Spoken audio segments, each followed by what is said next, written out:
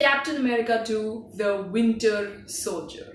Alright, let's do this. We start off the movie by seeing Captain America leading a bunch of S.H.I.E.L.D. agents into a mission. This basically symbolizes that he now works for S.H.I.E.L.D. full time.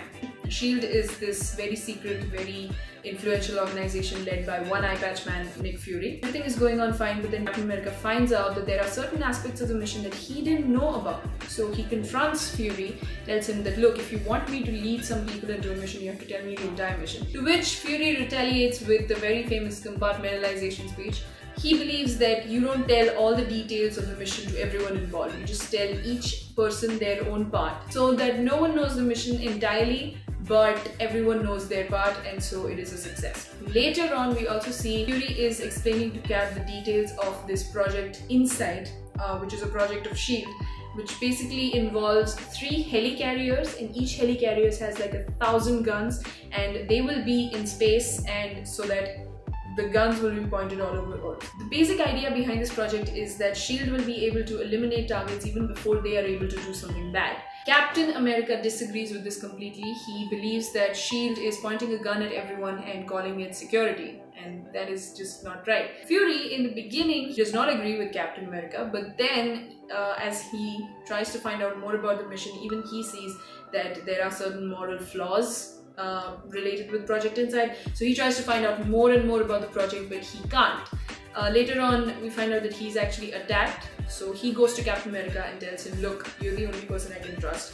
Don't trust anyone. Something is definitely going wrong. Right after this, he is shot out of nowhere by a guy with a metal arm. So as the movie advances, we find out a little more about this guy. Turns out this guy, he's an assassin. Most of the intelligence community doesn't even believe that he exists. The ones that do call him the Winter Soldier. Now, the Winter Soldier has to his credit a lot of important assassinations over a period of 70 years. So for 70 years, he has been killing and killing efficiently. And also, during this point, Nick Fury, who was shot by the Winter Soldier, dies. Alright, so this would be a good point to introduce key character Alexander Pierce. Alexander Pierce is the administrative head of S.H.I.E.L.D. He and Fury are quite alike. They are both realists. They see the world like it is and not like they would want it to be. Pierce calls in Captain America for questioning. He tells him, look, you are the last person to see Fury alive. I want to know what he said to you. And Captain America, in return, just tells him that he told me not to trust anyone, so that's exactly what I'm going to do. Pierce does not accept this answer and orders a manhunt on Captain America. So agents of S.H.I.E.L.D. are hunting down Captain America. He escapes, obviously, and he tries to find out more and more about S.H.I.E.L.D. and about why Fury didn't want him to trust anyone. During this, there is a major revelation. So I hope you remember honorable mentions from the Captain America video. There was a mention about Arnim Zola, who was the Nazi scientist. He was captured by the Allied forces after the war. Now, he may have been a bad guy, he may have been working for the bad side, but he still had the brain of a genius. So the Allied forces decided not to kill him, but to recruit him in a very secret organization called S.H.I.E.L.D. That's right, Arnim Zola was recruited for S.H.I.E.L.D. During that time, a secret organization grew within S.H.I.E.L.D. This organization grew so big over the span of 70 years that even the head of S.H.I.E.L.D., Alexander Pierce, was a part of it. This organization was, major drum roll please, Hydra. That's right. The Nazi science camp Hydra, which was thought to be destroyed after the death of Red Skull, actually was not destroyed and grew within S.H.I.E.L.D. like a parasite. So this movie reveals to us that S.H.I.E.L.D. is not S.H.I.E.L.D. but actually a titular head for Hydra. It is a major revelation for every single person in the Marvel Cinematic Universe because S.H.I.E.L.D. is supposed to be the good guys, right? Revelation number 2. Remember James Buchanan Barnes or Bucky Barnes?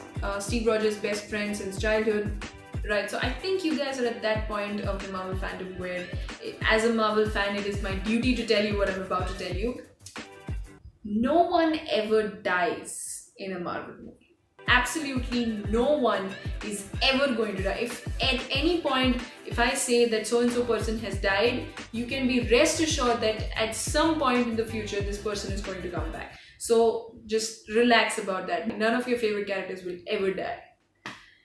Is what they told us, and then they gave us Infinity War and everyone died. So the reason I'm telling you all this is because Bucky Barnes, as it turns out, is not dead. He he did fall off the cliff, but he did not die. He just lost his left arm, which was replaced by a metal arm. Now, can you guess who this person is? Second drum roll, please. Winter Soldier. That's right, Bucky Barnes is the Winter Soldier. Major revelation again. Now, when Captain America, during a fight between Captain America and the Winter Soldier, he finds out that this guy is actually Bucky Barnes. He even calls out to him, but the Winter Soldier is just like, who's Bucky? So as it turns out, Arnim Zola found Bucky when he fell off the cliff. He repaired him, gave him the metal arm, erased all his memories, and kept him in cryo-freeze for 70 years, where each time they needed an assassination, they just woke him up from cryo-sleep, gave him the mission. When he completed the mission, he came back in cryo-sleep. That is how Hydra was able to eliminate a lot of targets over the span of 70 years, including Tony Stark's parents. That is going to be a major point, but in the future. Also, revelation number 3, which I think should be a smaller revelation now, Nick Fury is alive. Nick Fury did not die. No one dies. Also, it turns out Project Insight was to eliminate all potential threats to Hydra. So when Captain America and team find out about it, they decide to stop it. We see a lot of brilliantly choreographed fight sequences, definitely worth watching. In the end, all the helicarriers are destroyed and Captain America wins. S.H.I.E.L.D. is disbanded completely. Also a scene worth mentioning during the final fight sequence between Captain America and the Winter Soldier. This is after the helicarriers are destroyed. Captain America just puts down his shield. He's just like, look, I'm not going to fight you anymore. You should know me. You do know me, and we are best friends, and I'm going to be with you till the end of the line. This line, as it turns out, is the line that Bucky Barnes used to tell Steve Rogers when they were kids. So that completely changes the Winter Soldier. He's just like, oh my god, I remember this guy, but I don't remember this guy, and a lot of stuff happens. Basically, he does not kill Steve Rogers. He decides to find out more about him and more about Bucky Barnes, more about Steve Rogers, and what all of this is and what his life was all about. Points to remember: S.H.I.E.L.D. is gone. Winter Soldier is Bucky Barnes, but he has disappeared now. And everything is alright. Honorable mentions: Sam Wilson, aka Falcon, a guy from a military background who in the beginning of the movie meets Captain America and by the end of it becomes his partner in crime. Sharon Carter. She is shown to be an agent of S.H.I.E.L.D. Very badass, truly, run the world girls kind of a person, and also a possible love interest for Steve Rogers. Now, the thing about that is that Sharon Carter is the niece of Peggy Carter, who, if you might remember, was Steve Rogers' love interest in the first Captain America movies. So that's it. That was Captain America: The Winter Soldier for you. Definitely worth watching. I mean, there are more than 3 points in the movie where you will feel the need to scream at the screen. I know I did, and I know every other Marvel fan did the same. So definitely watch this movie.